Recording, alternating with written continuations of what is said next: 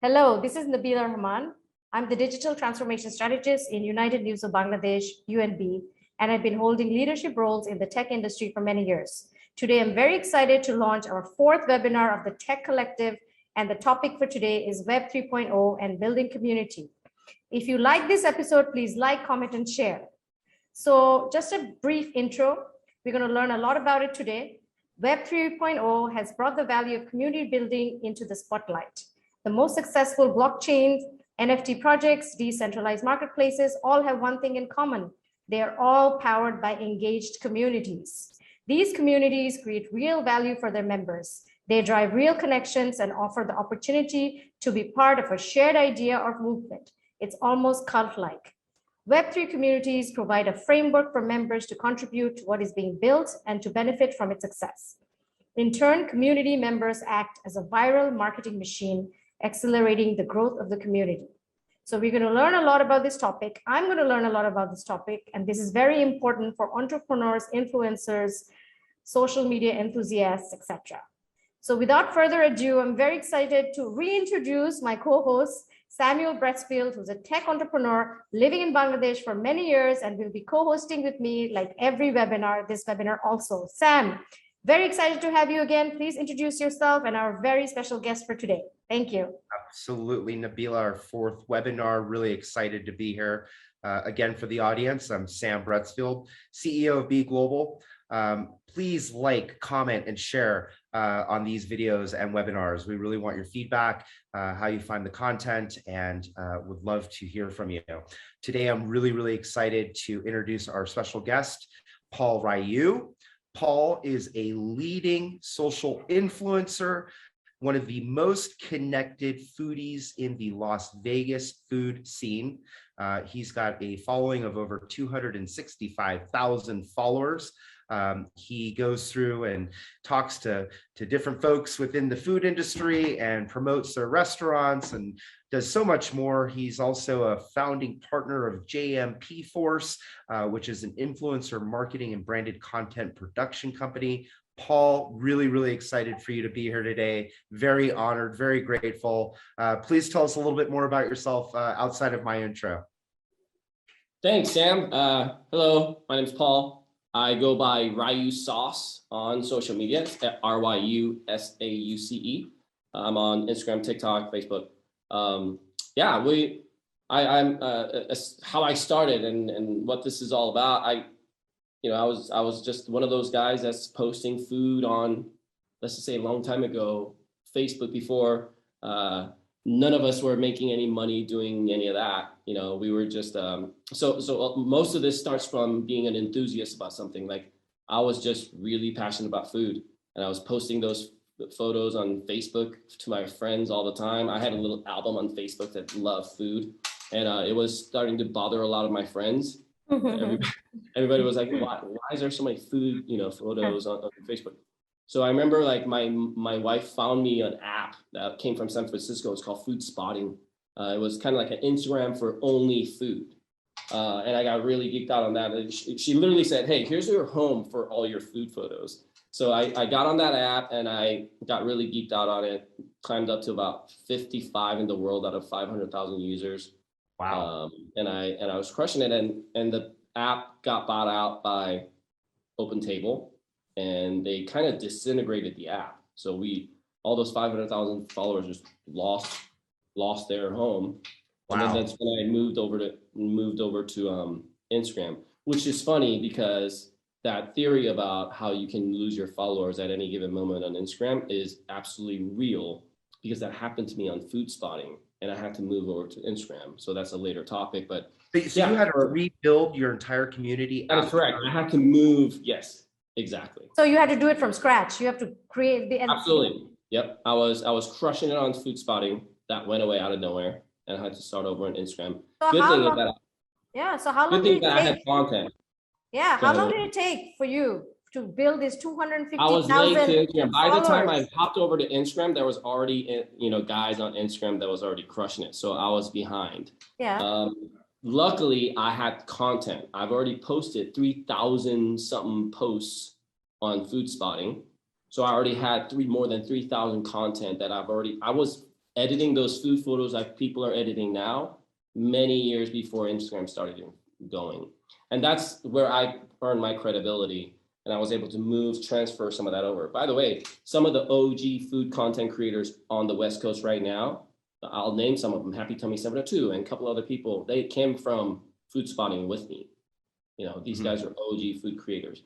And this is why I'm very connected to the network of the food creators on the West Coast and the East Coast now, the guys that are really absolutely crushing it, in a macro scale. Jump Force, our agency now has a Jump Force LA partners, which were the OG superstar Instagram creators. When I first joined Instagram, I looked up to them. They're now our partners. So this network is growing really well. But yeah, I had to jump over to Instagram, started with 0 followers and start building. And that has now become, and again, we did all that without thinking about earning 1 cent from doing that. That's the difference now than, I want to go into fake and real soon. Eventually my big thing was, how do I earn the most amounts of natural organic followers? And I just started going into niche food, not as just food, Vegas food only. And I was able only to Vegas food. So you're not only covering Vegas food, Vegas restaurants, Vegas bars, Vegas, anything Vegas. Absolutely. And I'm looking for Vegas followers. And how long did it take to build this? How many years? So a funny story about that. It took me many years. So my agency is about third year in. So I would say it took me about 5 years to get up to about 90,000 followers. Wow. But I got to tell you, I had a post last year, like I want to say this January over Christmas last year, that the Instagram reel came out, right? TikTok came out and then Instagram started doing their reels. I had a food reel that went almost 130 million views. Wow. I believe, I want to kind of challenge your audience. It might be the highest viewed food reel ever on Instagram. It might be the top 10 most viewed reel ever. I'm not really sure. So I gained about 200 something thousand followers from that one post. I'm like living the whole virality right now. And this is like after TikTok has been already going. So a lot of people are already talking about how Instagram was plateauing out. You can't really grow on Instagram. And I literally tripled my audience. With one reels. One reel. Yeah, one video. That's crazy. So that's my cap up. And between all that, of course, during all that, I saw a huge benefit in the network of the influencers that are able to bring this traffic to these restaurants. And because these TikTok on a real life level, that TikTok, let's just say, it literally it creates a line out the door for the restaurant for many months. So our big thing is, because we do Vegas food, we want to get as many as Vegas followers as possible. So when we go exploding, a lot of locals get to see it, and there's a lot of foot traffic results for the clients. And that's actually happening to us. By the way, like we do this social media management for a lot of restaurants in LA and Vegas. I don't have a contract with any of them. They can cancel anytime, but they never do, because the results that we're providing from these TikToks and Instagram is absolutely so significant that there is no way. And they already know whatever the retainer amount that they're paying us, we're making them way more money than that. So it's always been this really good relationship. We've never outbound called anyone. 100% of our clients are incoming. We don't really lose clients ever. Stuff like so the restaurants you show, are they, so what if the food isn't as up to the par? Would you put it in your Insta? No, that's a big, good question. I'll tell you a story, and it's a 1-minute story. I know we're running out of time, but in the beginning, I had such a huge my first client was such a success It was a Korean person that doesn't even speak English. He owned an all-you-can-eat sushi place in Vegas, and he was going down in sales, let's just say. His question was, how do I know if we do this and people come, how do I know it's coming from social media versus my marketing? And I said, well, I'll give you a code. And they always do that. They give you a code, they'll give them 20. I don't like any discount stuff. Let's create a secret dish that nobody's seen. So sushi place. So we made a sushi burger. It looks like a little burger. It was our idea. Made a sushi burger. And I told them, don't tell anyone. Don't put it on the menu. Don't tell anyone about it. And if somebody comes and orders it, you know it's coming from me. I'm the only one that knows it. So we got all the creators together, took photos, blasted on Instagram, and it just extremely blew up. They've been on Food Network maybe every 3 months now. After that, wow. Line out the door. We've been on Thrill. I mean, been on every PR campaign without having to pay PR at all. Wow. And he's one of the most successful all-you-can-eat sushi restaurants right now in town. So, but long story short, he then referred me to 12 different, I literally had all these guys that are Korean coming up to me and say, here's the money. I don't even know what you do, but do whatever you do to that guy to my restaurant. I had like 10 of those guys, and you know what? I didn't even eat their food. I was in business. I took all that deal. I'm like, this is amazing. I'll take all those deals. And then you realize if their food sucks, you can't help them, and there's a lot of things. So now we're very careful on who we bring on as a client, what kind of food it is, and how viral, how much percent, how much chance do we have in the market and stuff like that. So interesting. So I want to back up really quick. You brought up the point that you started your community originally on FoodSpotter. FoodSpotter got sucked up and acquired into OpenTable, and then they decimated it, and that you had to really start over, right? Mm-hmm. So I wanted your thoughts on kind of, this concept of more centralized ownership and a third party owning your audience, Instagrams, the Facebooks of the world, the Snapchats of the world, even the TikToks, where they have control of that audience. And at will, they could literally deplatform any user that they want at any time, right? Which is your lifeblood. Do you think things change in the future with this new decentralized model and Web 3.0? And are you seeing any trends there that the audience might find interesting? I mean, it has to, right? Like I think everything is going to change. One of the common questions that I get is like, how do you think the Web3 will change your industry? Mm-hmm. I think it's going to flip it upside down, basically, for us. Mm-hmm. I think, and what's exciting for me, and full disclosure, I don't know, I'm nowhere an expert at Web3. I'm still a guy that's like learning. I don't know how well, very less informed than you guys. I see a lot of things on ground level, but what I do recognize after studying just a little, let's just say 50 hours studying needed to understand this, I'm probably 40 hours into it. Mm-hmm. I'm seeing the importance of ownership. You have to be able to decentralize this, and you have to be able to create your community for yourself that you can own.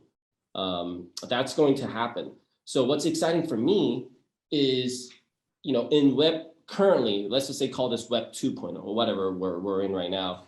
I'm annoyed about fake because I'm such a natural organic grower. All my followers are super organic. I am very, very into trying to move my, audience to more personalized, getting more connected with them, and making sure that if I, as a person, go to another strategy, another platform or anything like that, a lot of them will follow me. And that's a huge strategy that we're involved in right now. And that's very important for you. But it is going to separate a person like me to a person who has a lot of followers that are, they were involved in growth hacks and, and buying followers or, trying to fluff up numbers as far as possible so they can get the brand deal. Well, they're quickly going to get washed out because, mm-hmm. I always tell my clients, hey, you can hire influencers or followers, but there's a lot of 2 million follower person that can't move one of their audience, where there's a lot of 20,000 follower guys that can move 10,000 of those followers really quick. And I think you're going to painfully realize who's absolutely real and who's absolutely not real within this conversion. And I'm very excited about that.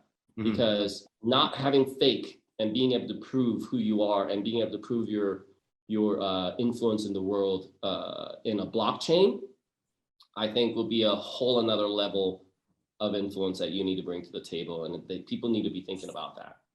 Mm. So what advice would you give somebody kind of starting out in this space? Somebody that has a passion for food or, fashion or anything, whatever it might be. What advice would you give? I mean, wanting to kind of build an influence, a community, where do they start? Now, are we talking about now starting on, let's say, on one of these platforms? Absolutely. Yeah, I mean, right now, my big thing is TikTok right now. I would straight up go into TikTok and try to get that still land grab of some engagements and followerships that is happening on TikTok and grow as fast as possible. Mm-hmm. And whatever your main industry interest is, as soon as you grow your community and get that community going, I think you should really start thinking about leveraging your personal brand into it for those people to know who you are, rather than only your content, for you to be able to get that loyalty, loyal following, and for you to be able to move that over to Web 3.0. I have zero idea how the transition will be when Meta gets in there. And, I'm hearing that within, social media in Web 3.0, I'm hearing that within the next year or so, you'll see Meta doing something, or I'm sure you guys have some information about that. And I'm very interested in how a person with really sticky following can really convert really well into that, and how transition into it. I'm very, very curious about that. But no matter what it is, I think the fastest way to grow your following and get that loyal following done would be on TikTok right now, and then Instagram. So yeah, that's very good. I just sorry, Sam, just a second. Because in Bangladesh, we see, I mean, TikTok's users and Insta is there, but Facebook Live is very big here. Everybody, all these influencers, they're selling like clothes, jewelry, cosmetics. Like you go at 9, 10 o'clock, there are all these women and they have like 1 million followers, 2 million followers, because, it's a young population. We have 180 million people, right? And 60-70% is under the age of 25. So at 8, 9, 10 o'clock, you go Facebook Live, it's lighting up. There are millions, 2 million, 3 million, and these are housewives, homemakers who are just like evolving, or college students, and they're selling all these.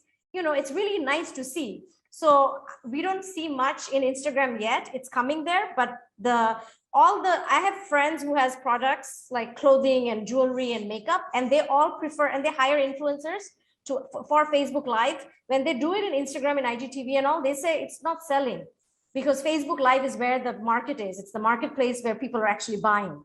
And they're getting that's a really good point. And I actually see live strategy as one of those personal branding, loyalty, following strategy.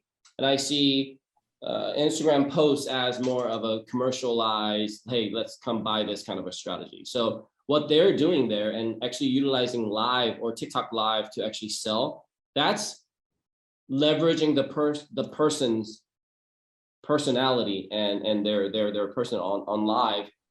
I think that's a great strategy. Yeah. In the United States, again, if you go live, I think you'll realize, even if you have 2 million followers, it depends on what kind of following you have, you can't get that many people to join your live.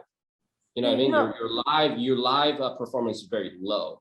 And the reason that some of these influencers that are in the United States might not agree to that is because exactly the reason they might be afraid of the low turnout or something like that. So here the live numbers that I see is when they're going live. I see when somebody has like a 1.2 million, because I follow some influencers and see what products they're bringing. There's like 50 to 60,000 people watching right then and there. Mm-hmm. It's incredible. And they're ordering. They're like, I want this shade, and they're like, comment and put it in the Facebook Messenger, and that's how they're taking orders. And they have the page of whose products they are selling. So it's like 50 to 60,000 at that time at 8 p.m. is watching and commenting. It's incredible. Yeah, and maybe 10% are ordering out of 50,000. I'm assuming, maybe. And that's amazing, know. But I would argue that person built that following without being too salesy in the beginning somehow. Like, that person couldn't have built all that traffic just becoming a salesy person online. It just doesn't work in our world. if you're a really true creator, you have to really give more than you ask. That's the math in social media. So my big thing about Web 3.0 also, because what's funny about this new thing and the old is that in the internet world, we had to kind of, there was times where people didn't want to buy anything online because they didn't trust the internet. Interesting about the Web 3.0 is it's starting with commerce. It starts with trust. Nothing there yet, no community there yet, but the only thing that is very, very real on blockchain is transparency and trust, no fake. I think that's gonna come real fast when people the commerce is already set without any influencers involved in it. That's what I'm very, very excited about. Like, Paul, what's more important? Is the authenticity more important, or is the content more important? Authenticity is more important. Authenticity is more important. Absolutely. So, yeah. That's why I'm telling you that girl that's selling 50,000 online, on live doing that. There had to be an authenticity strategy before that for her to even earn that power.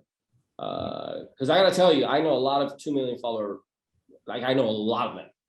Mm-hmm. I don't know how many people can go on Facebook Live and pull 50,000. Well, and I think that people in the West, are busy and they've got 1,000 things popping at them at the same time. So when maybe an influencer, that they follow comes on live, right? It's I think a different user experience versus seeing a story post or a real post or what have you. But the live social e-commerce as a category is something that's blowing up in Asia. And it originated in China. It's moved now to Bangladesh, and it's all being facilitated through Meta, which is really, really interesting. Unbelievable. And good for them, you know what I mean? 100%. Hallelujah. Yeah. But I do think that there's a clear difference though between, hey, buy this thing live, like you've got QVC, that's, kind of like you're being sold something versus trying to get maybe foot traffic into a restaurant or into a retail. What's even more interesting than that for the influencers that's doing that? Think about this. Do you know how many, hey, I'll give you this much money for this NFT project marketing? Really? Do you know, okay, I don't know much about NFT. I'm a student right now. My big thing is education. I need to learn a heck of a lot more for me to be able to taste a little bit more. I'm in a taste zone right now. No way. Have you been offered any money to pitch to sell an NFT project or to post about an NFT project? I want to say every month there's an NDA flying to me about some, and it always starts the same way. This is the biggest meeting that you're ever going to be involved in. You know what I mean? Here's an NDA, and we're very excited. And then every time it's some NFT project. Yeah. Not saying that it's not good. I'm not saying that as here's another NFT project. I'm genuinely excited about every single one of them because what I want to know is the intent of the project and the CEO of the project, and what is, if it's really something that is interesting that I can. But more what I was going to talk about is I'm more afraid of amounts of big influencers out there that does not do 100% of the due diligence to figure out what this is all about. Take that upfront money because they're offering more than what you're usually getting paid because these guys are coming with money, right? Mm-hmm. So if you're usually getting paid $1,000, $2,000 a post, these guys might say $10,000, $15,000 and it's going to shake you. And then you're going to have to realize, and then my big thing is, okay, this whole Web 3.0 is such a long strategy. Do I want to take this upfront 10K right now and bank on an NFT? You know what I mean? Those kind of things that I'm very, very scared about. And I think a lot of young guys out there, I'm 46, I'm the older guy in the generation, but I feel like a lot of guys are going to take that and see and might, you know what I mean? They're going to take money, but I think it goes back to your comment about authenticity, right? If you're not authentic, you're just in it for the money. I think your audience is going to totally vibe that, right? And that's the vicious cycle, Sammy. That's exactly what I'm talking about. Yeah, they're going to stop buying from you, believing you, and then you're going to start losing followers. And how much is your personal brand value worth it to you, and how much is this upfront money worth it to you? I think that's a very important subject that everybody needs to actually talk about and actually be very transparent about. And it all just comes from the education. I actually, enjoyed your second episode with Jeremy. I don't know if you guys know, Jeremy Witt is the CEO of our company. JMP Force is Jeremy, Mindy, and Paul. Mindy and Paul were married, and Jeremy is the brain behind our operation. So we have very good leadership, obviously, to move into the new era and this is why I'm more of a mouthpiece on the ground level. And I actually have a brain in our company that steers us the right way. But I'm very equipped, with some of the knowledge that he drops, and I'm very aware of some of these upcoming leads that are coming to me, and we discuss about it all the time. And a lot of them turns into be just money raising tactics, and just want to raise money, and I just don't know where that money is going. So I, you look at into things in real life. Are they doing some exclusive thing for in real life owners? What's in it for real life for right now? Because how long is this? All that is coming up as a topic. But I do got to tell you, if I go to my DM right now and go to request, from the unfollower DMs, I can show you about like 6 of them in last 2 months that are just like NFT projects just pitching over to me. Wow, that's crazy. That's awesome. Very fast. Yeah. I think you definitely have to be careful, right? Losing credibility, selling out for the money, so to speak. I mean, I think that you know what I mean? For sure. It's 100%. Like you can see a lot of percentage of the guys taking that bait, don't you think? That's sad. That's very dangerous. That's a very dangerous thing. Also, I mean, that's basically what what I deal with every day is that which NFT project is it? I haven't said yes to any of them. How important is it to learn the algorithms of Instagram and TikTok and to really kind of deep dive in the technical aspect? I mean, if I'm a content creator, do I need to care about that stuff? Am I trying to learn about how to, use I'll give you an example. I understood that using closed captions in your reels actually gave you more organic following because the platform wanted to make sure that people were using closed captions. So influencers are now all of a sudden, using closed caption, right? Is that important? Yes, in some degree. Like I would say, if you're a content creator, the most important thing is put your head down and create content, and not worry about your followers and not worry about engagement in the beginning, especially in the beginning. If you're a real true content creator and you want to be that as a full-time or whatever, and you want to actually get into content creator game, you have to understand that the best content guys out there, they're not in it for the money and they're not in it for the growth. They're in it for their content. And there's like this tiers, I work with them so much that I can see the tiers of difference of how serious and how, higher you go up, the more they care about their content. And lower you go down, more they care about money. And so how do you tell the difference between a good piece of content and a poor one? Is it all about the traffic? You might look at it and go, hey, this was great. I felt like I knocked it out of the park, but maybe it doesn't perform as well on the platform. How do you feel about that? I mean, do you change your strategy then because you're not getting the numbers? No, you don't want to oversteer off of that. Micro measurement oversteering is very common in our field, and I feel like it has a lot to do with self-esteem. As you get an ego, as you get better and as you go, you're going to play the numbers game more.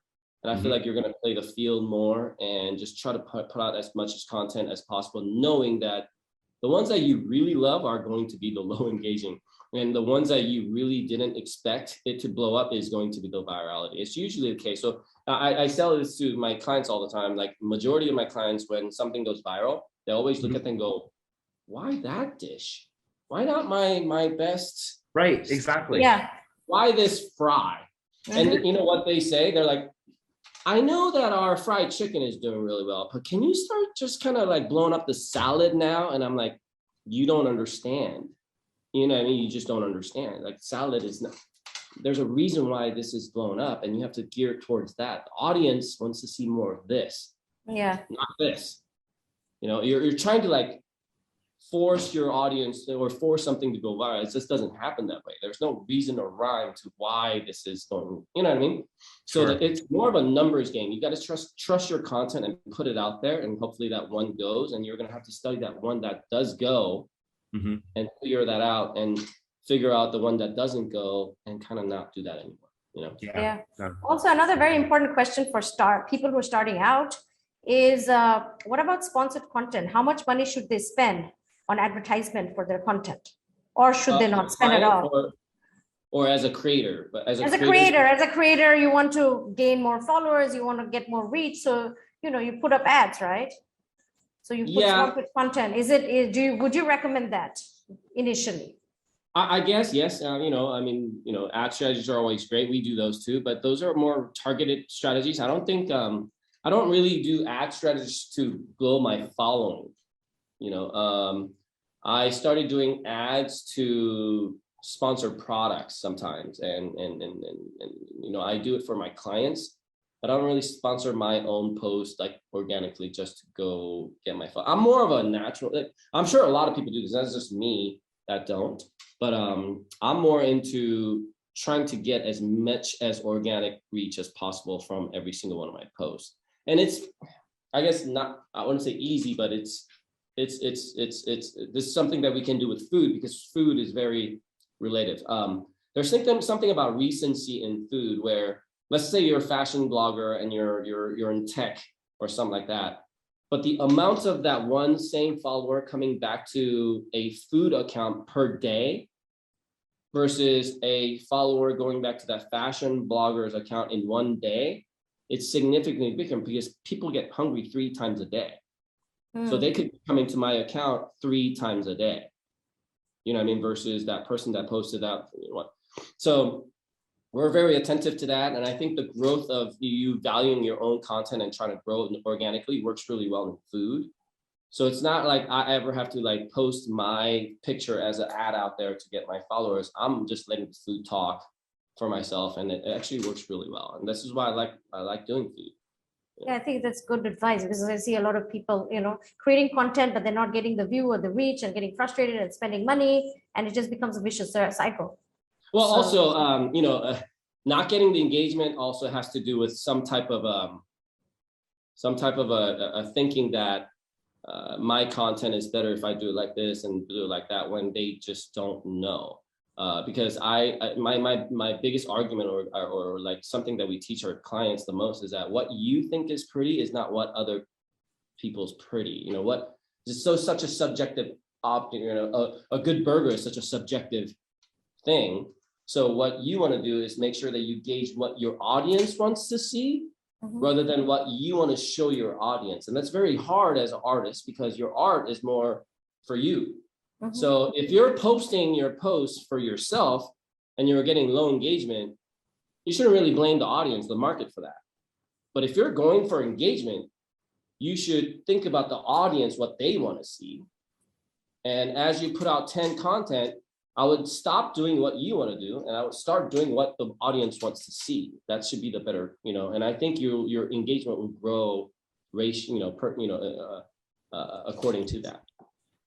How important is it to, I don't know if there, maybe for lack of a better term, but like co-brand, but work with other influencers?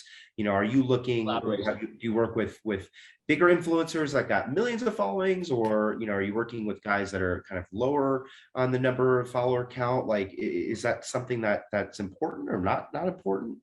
Absolutely. And, now there's like a collaboration capability on Instagram where, you see 2 handles on one post.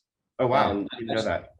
Well, that's actually really, really big for, let's just say in restaurant clients like this, I can collaborate with one of my sponsored restaurants, as long as it's not like a licensed music, because it's a business account. You can't use licensed music. But with an original music, you can collaborate. And what it does, from what it seems like, is that it's giving the engagement that the creator, a bigger account is creating to that smaller account. So if I collaborate a post, it ends up on their feed as well as my feed, same exact post. And it's a post that I created, right? But that post if you go to the inside of that restaurant's account and pull up the best performing post, that post will pop up, meaning that the engagement for that post is also getting logged for that account also. And it's becoming— so it's both accounts. So it's the restaurant account, correct, your account, and your co-collaborators. Although I posted it and shared it with them, they're getting my engagement. Interesting. Which is huge.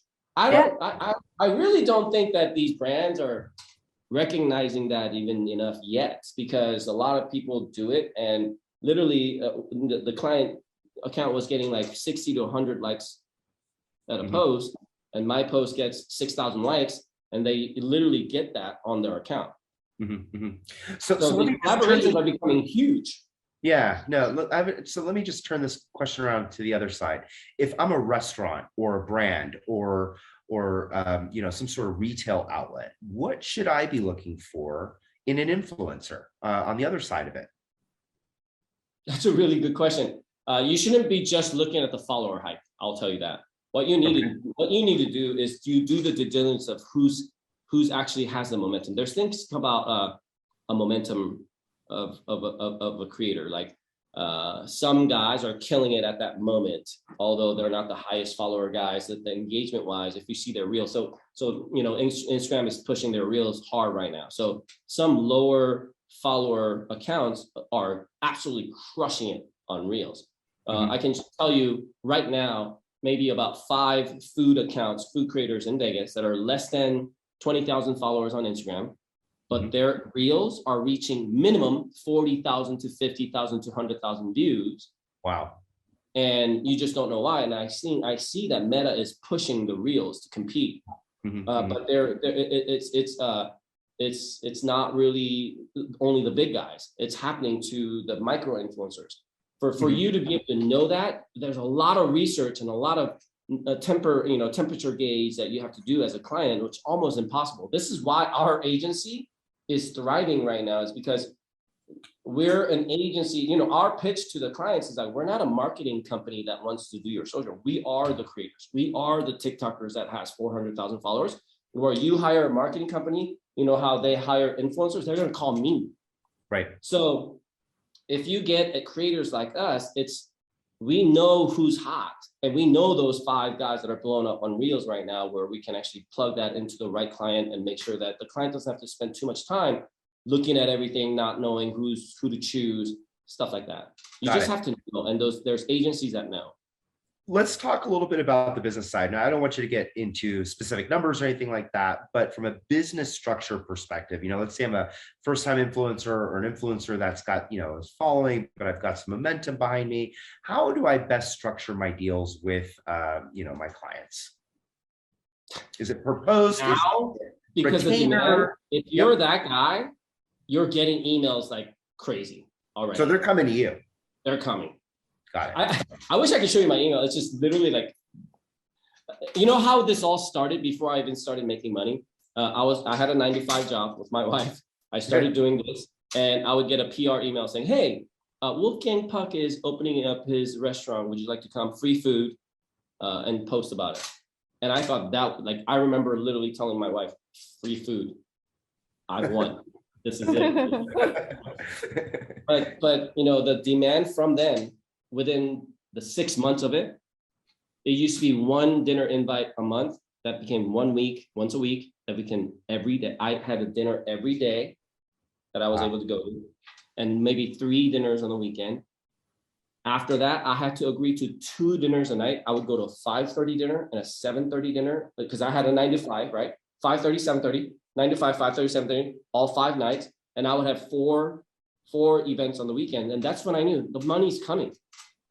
I don't have time for this anymore. And there's only how could you eat that much food? I want to know. It's hard.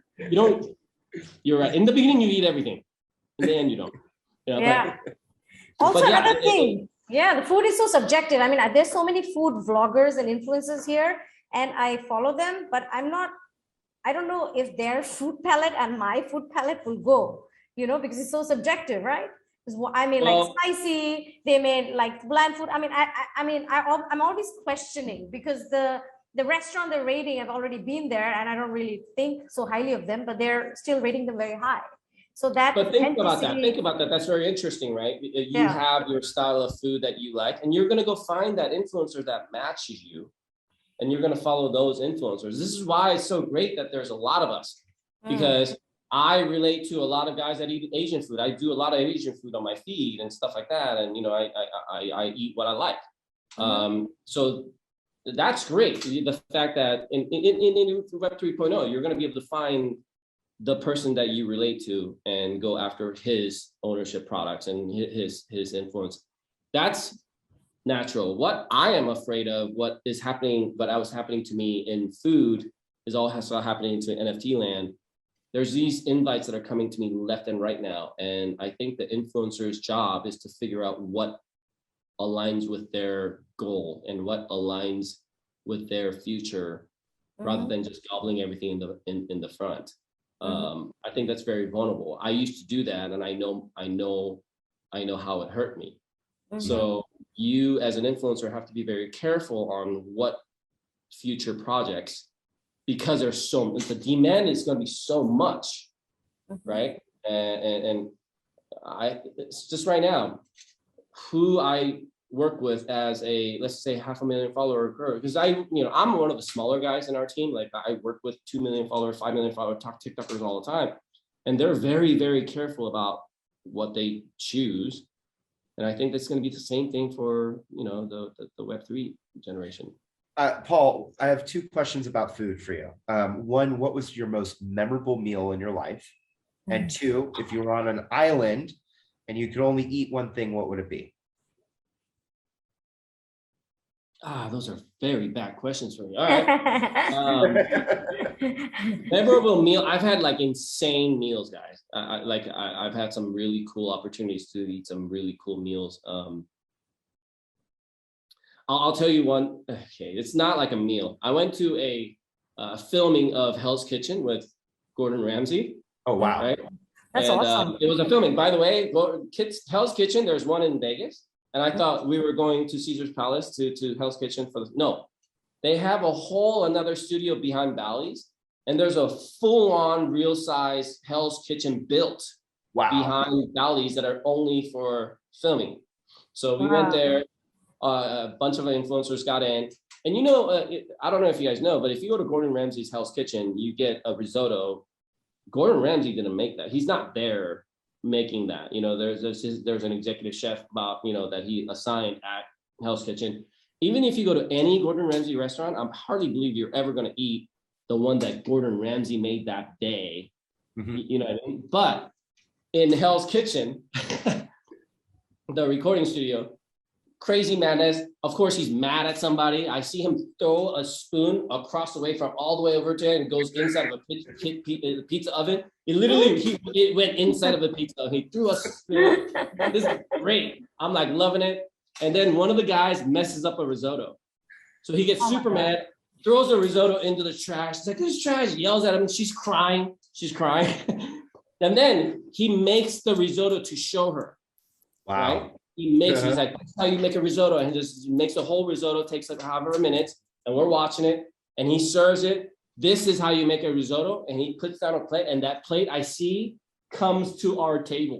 No, wow. That's great. Oh my God. So I had a risotto that Gordon Ramsay just made in front of me. Wow. You know what I mean? And that was one of the best risottos I've ever had. That's amazing. Wow. What a great story. Phenomenal story. Yeah. So I saw that episode. I was not in it. I was there for like 6 hours. Never got in the show.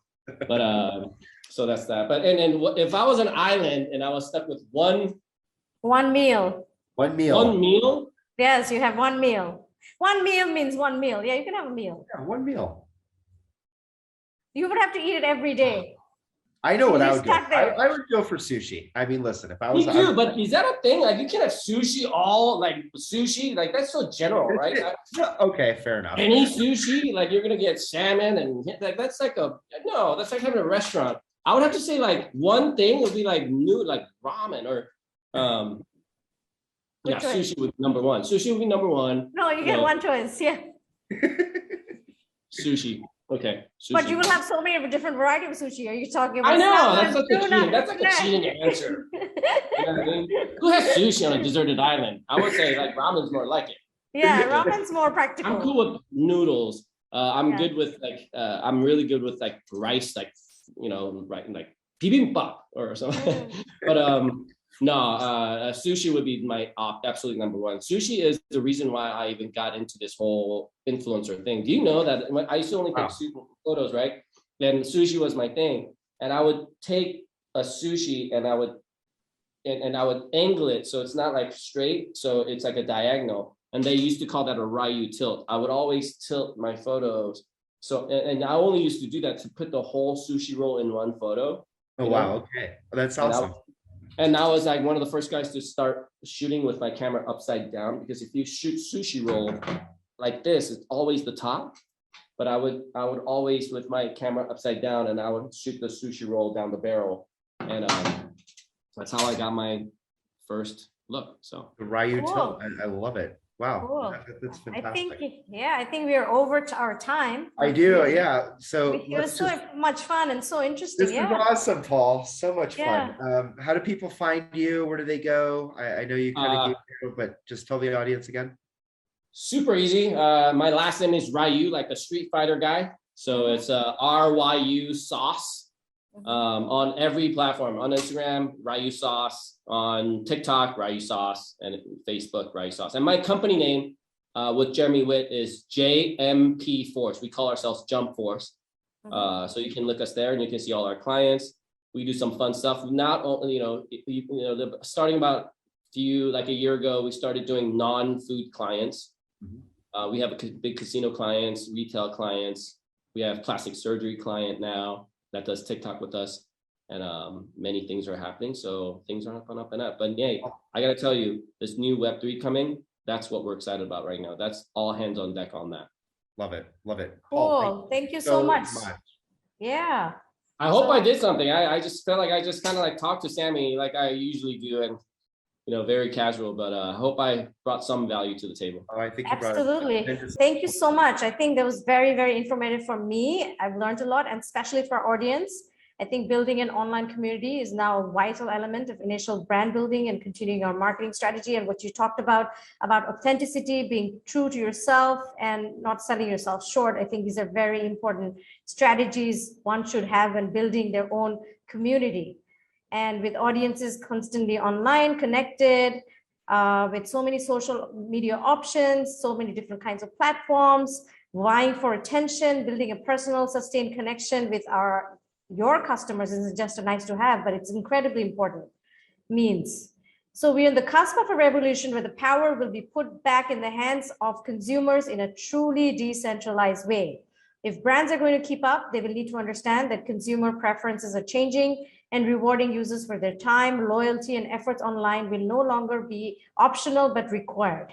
In 2022, even more future-focused brands will embrace the community building that powers Web3. Having an engaged audience on a diverse set of platforms is worth it for any kind of business. If you like this episode, please like, comment, and share. And if you would like some more topics, give us ideas. We would love to bring them over. Thank you so much.